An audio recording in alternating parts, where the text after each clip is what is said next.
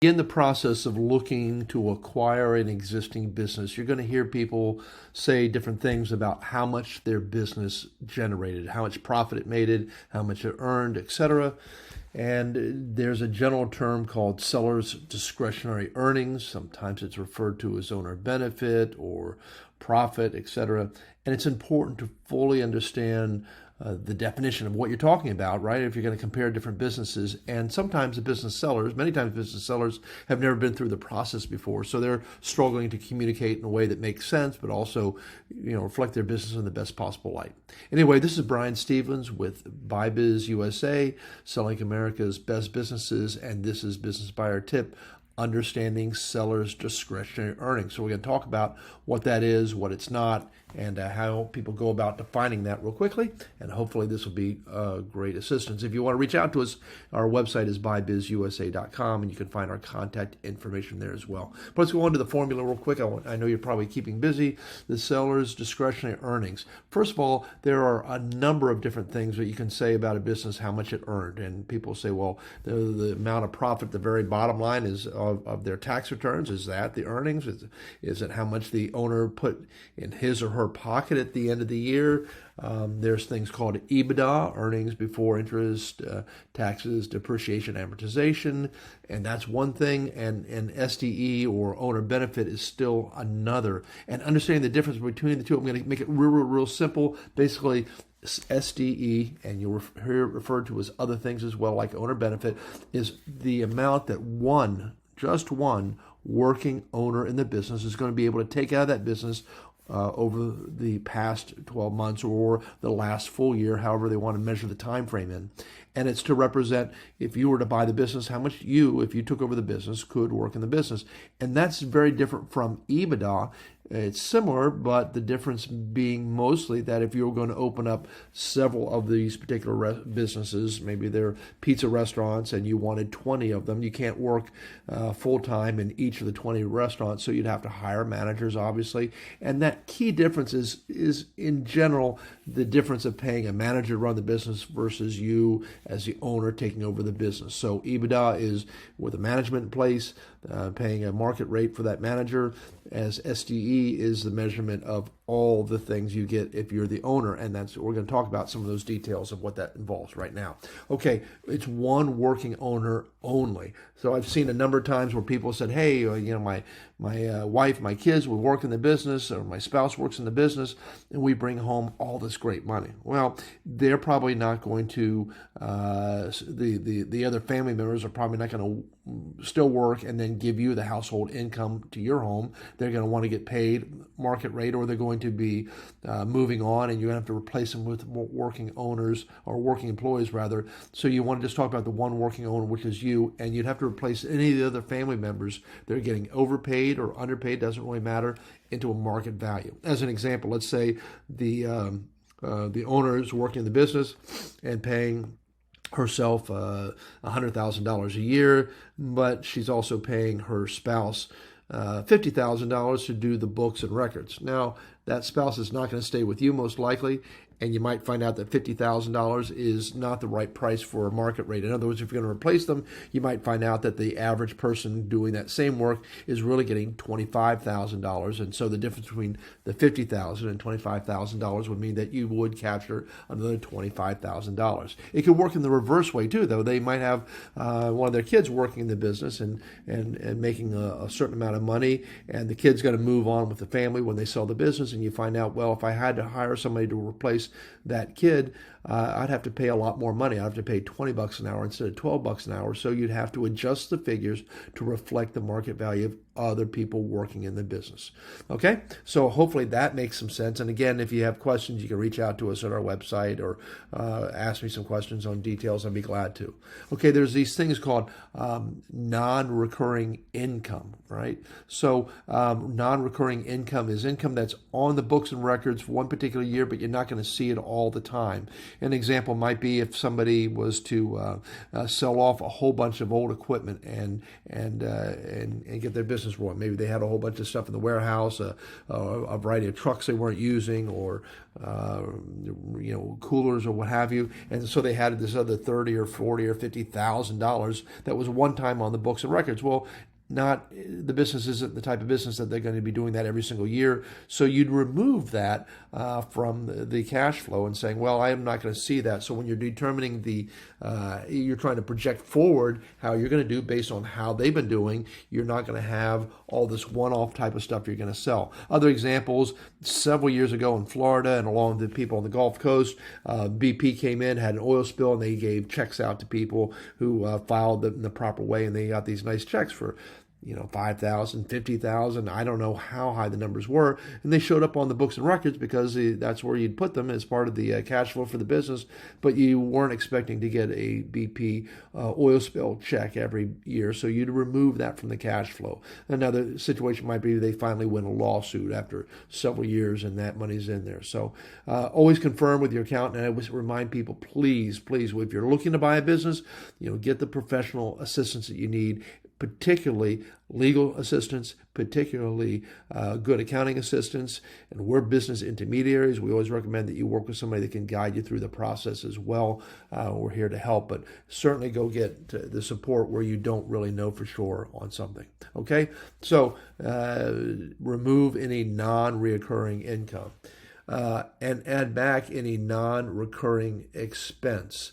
So again, the same thing sort of applies, and I put a little note on here, a one-time remodel. Imagine that somebody's getting ready to sell their business, and they've been in operation for 30 years, and they realize, hey, the front of the house looks kind of a mess, it's kind of disheveled, the warehouse needs some work, so they rebuild the whole front office, they redo all the new signs, and maybe they bring in new lighting, and they repaint the walls, because they want to make the place look as good as possible. So when you walk in, you see this beautiful business, and that's probably a good thing to do if you want to sell business, is to make it look aesthetically pleasing and organized and detailed. But if they've never spent that money, or the $50,000 or $500,000, whatever it is, except for this one particular time, then you can probably decide that you're not going to be spending that type of money year after year after year. So rightfully, you would add that back as part of the cash flow, because if the following year you did the same gross sales and the same gross profit, and you managed the same sort of general expenses for the business, you would have all the money, including the money that they spent for that one-time remodel to make the business look good. And there's other examples of that, but it's just one example of it.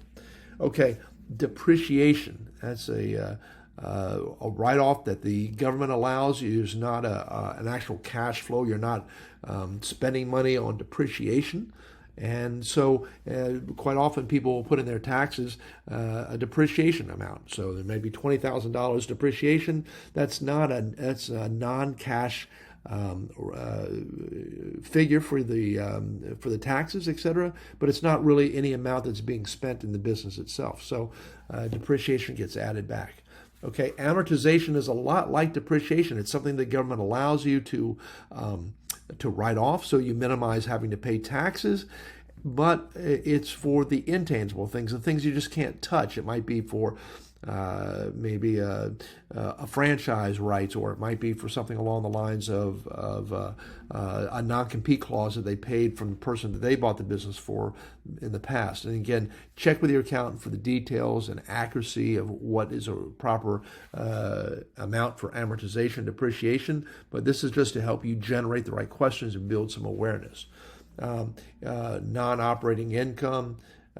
So in some cases, you'll have a business where the back of the warehouse, the owners have bought the warehouse, but they're just selling the business, but they're also renting out the back of the warehouse to another company. We just had that with a flour company, where they were actually leasing the entire building, and then they were renting out to somebody the back portion, which they really didn't need. So they had another $2,000 coming in every single month, but the new person that was going to buy the business was going to continue subleasing from the sellers but they were not going to be getting that extra $2,000 from the tenant. The sellers were going to maintain that income coming in. So be aware of all the different types of expenses coming in. Make sure that if you're not getting that you remove that $2,000 a month or whatever it might be for your situation from the cash flow, because while the sellers might be getting that, if you're not getting it, you shouldn't be taking that into calculation of your cash flow for the business that you're looking to buy. Okay? I mentioned this before. You might have a spouse or a family member that's working in the business or not working in the business. So I mentioned before, if you had to replace family members that were working in the business with a market value. But in other cases, I've seen this a number of times, where maybe early on in the years, the spouse had worked in the business and then left and moved on, but the spouse was used to getting a check. So the owner was providing a check every month to the spouse, let's say for $2,000 a month, and she or he is not really working in the business or contributing to anything in the business. Well, that money, when you take over the business, would rightfully be yours. Of course, you could give it to the seller's spouse, and the spouse would be delighted, but you're probably not going to do that. But rightfully, that is an add back. That's something you would add back to say, hey, I'm not going to pay some other spouse to not even work my business. That's going to be something I expect to collect as well. Okay? Of course, it includes the profit. So a lot of times you start with a tax return or a profit and loss statement, if it's a detailed profit and loss statement, and you're going to look at that bottom line and say, well, at least made the profit. So yeah, I'm going to get the amount that the seller's getting, paying him or herself, and I'm going to get the profit, amortization, depreciation, all those other factors. And I hope this is making some sense. So here's kind of the formula for it. That you start with the profit and you add back non-recurring expenses, which we just discussed, non-recurring income, non-operating expenses, and non-operating income. And then depreciation, amortization, interest, and the seller's compensation for the business. So hopefully this makes good sense to you. And if you have any questions, I'd love to chat with you about it. But it's really, really important that you embrace the understanding of the seller's discretionary earnings or owner benefit or earnings, and make sure that people are accurately and properly portraying it. Some of the expenses that they're going to say that they've added back aren't going to be proper add backs. And I'll go into that real quickly, and then I'll do a whole different series on talking about the details of that. But one of the things that I see happen all the time is people write back or add back meals and entertainment as an example. I love this example. So meals and entertainment, it might be that the owner is spending $36,000 a year on meals and entertainment, and you find out, well, what does that mean? What are you doing with these meals and entertainment? And the owner might say, well, I handed in all the receipts for all the restaurants that my spouse and I go out to for the year, and every time we go out to eat, we sort of talk about business, so we justify that. And then we do a renewal trip that makes us more grounded and wiser or whatever, and we go to Europe, and that costs us about $20,000 of that money. And we also happen to drive by all the different businesses that were like our business. Maybe they have a pizza restaurant in the U.S., and so while they're in Europe, they drive by other pizza restaurants and make a little note here and there. And then they say, well, that justifies being written off. Now, I don't know if that's write-offable or not, but nonetheless, people do things like that, as you can example. And so you could imagine, well, if you took over the business, you might not want to go to Europe, and you might not really want to go out and eat with your spouse and write that off. So you could capture that $36,000. On the other hand, they might say meals and entertainment. Well, sure. What I do is I take great clients out every month, and I take them out either golfing or deep sea fishing, and that's about $36,000. And you say, why do you do that? And they say, well, I want to build business relationship and get new business, and I get new business out of it.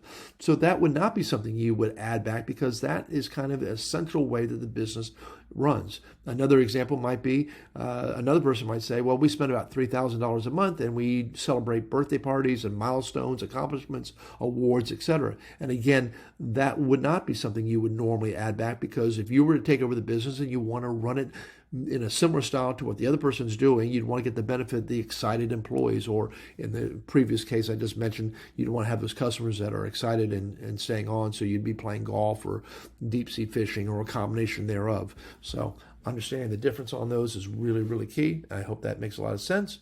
And I think that's all I've got to share about that. If you have any questions, you'd like to learn more about what we've got to offer, this is Brian Stevens with BuyBizUSA, and we want to help people make great decisions about acquiring existing businesses. Take care and keep in touch. Reach out to us anytime. Bye-bye.